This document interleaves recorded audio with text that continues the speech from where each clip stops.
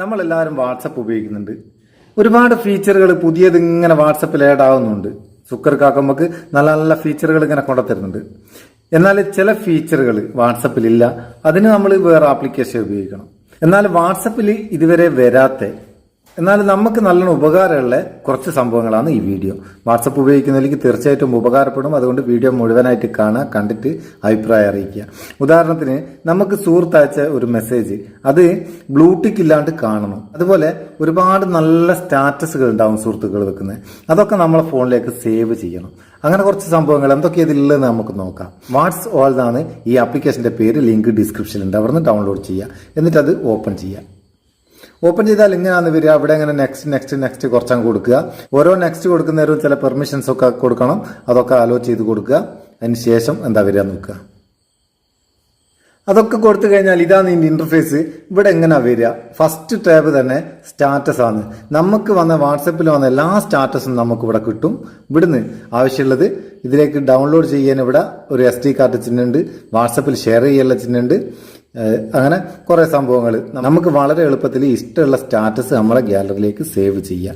ഇതിന്റെ ഒരു ഗുണം എന്താ വെച്ചാൽ മൊത്തത്തിൽ സേവ് ആകില്ല. നമുക്ക് ആവശ്യമുള്ള നമ്മൾ ഇതിന്ന് ഡൗൺലോഡ് ചെയ്ത് സേവ് ആക്കണം. രണ്ടാമത്തെ ടാബിൽ സേവ്ഡ് എന്നുള്ളിടത്തിൽ നമ്മൾ സേവ് ചെയ്ത സ്റ്റാറ്റസ് ഒക്കെ അവിടെ ഉണ്ടാവും. മൂന്നാമത്തത് വാട്സപ്പ് എന്നുള്ള ടാബിൽ നമുക്ക് വരുന്ന മെസ്സേജുകളൊക്കെ ഇവിടെ നമുക്ക് കാണിക്കും. ഇപ്പൊ കാണിക്കാത്ത നോക്കണ്ട, നമ്മളിപ്പോൾ ഓപ്പൺ ചെയ്തിട്ടുള്ളൂ. ഇനി വാട്സപ്പിൽ മെസ്സേജ് വരുന്ന നേരം ഇവിടെ കാണിക്കും. അവിടെ നിന്ന് നമുക്ക് ഓപ്പൺ ചെയ്ത് നോക്കാം. നോക്കിയാൽ അതിന് ബ്ലൂടിക്ക് പോകുകയല്ല, അയച്ചാൽ അറിയില്ല. ഞാൻ ഇപ്പം ഇതിൽ നിന്നൊരു മെസ്സേജ് അയച്ചു നോക്കട്ടെ.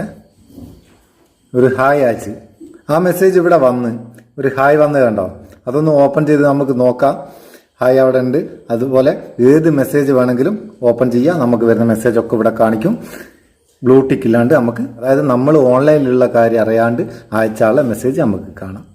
ഇതുപോലെ കുറേ സംഭവങ്ങളുണ്ട്. അതുപോലെ സിഗ്നലും ഇതുപോലെ തന്നെ നമുക്ക് ആക്സസ് ചെയ്യാം. ടെലഗ്രാം ആക്സസ് ചെയ്യുക. പിന്നെയുള്ളൊരു കാര്യം എന്താ വെച്ചാൽ റിപ്പീറ്റർ എന്ന് പറഞ്ഞിട്ടൊരു ടാബ് ഉണ്ട്. അത് ഓപ്പൺ ചെയ്താൽ ഇവിടെ നമുക്ക് ഒരു വാക്ക് എത്ര പ്രാവശ്യം വേണമെങ്കിലും എന്നില്ല, 1000 വരെ ഇതിന്റെ ലിമിറ്റേഷൻ ഉണ്ട്. 1000 പ്രാവശ്യം. ഇപ്പോൾ ഒരാളോട് ലവ് യു എന്ന് പറയുന്നത് LOVE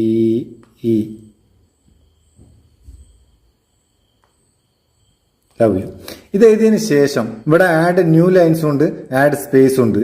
ഇത് ഒരു സ്പേസ് ഇട്ടിട്ട് കോളം ഫുള്ളാക്കി പോകണം, അല്ലെങ്കിൽ ഓരോന്നും ഓരോ ലൈനിൽ വേണമെന്നുള്ളതാണ്.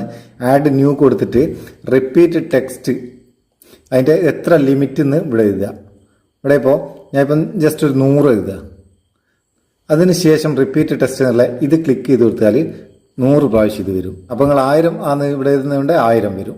എത്രയാണെന്ന് വരുന്നത് അത്ര വരും. അതിനുശേഷം ഇത് നമുക്ക് ഇവിടുന്ന് കോപ്പി ചെയ്യാം. കോപ്പി ചെയ്തിട്ട് വാട്സപ്പിൽ അതൊന്ന് സെൻഡാക്കി കാണിച്ചു തരാം.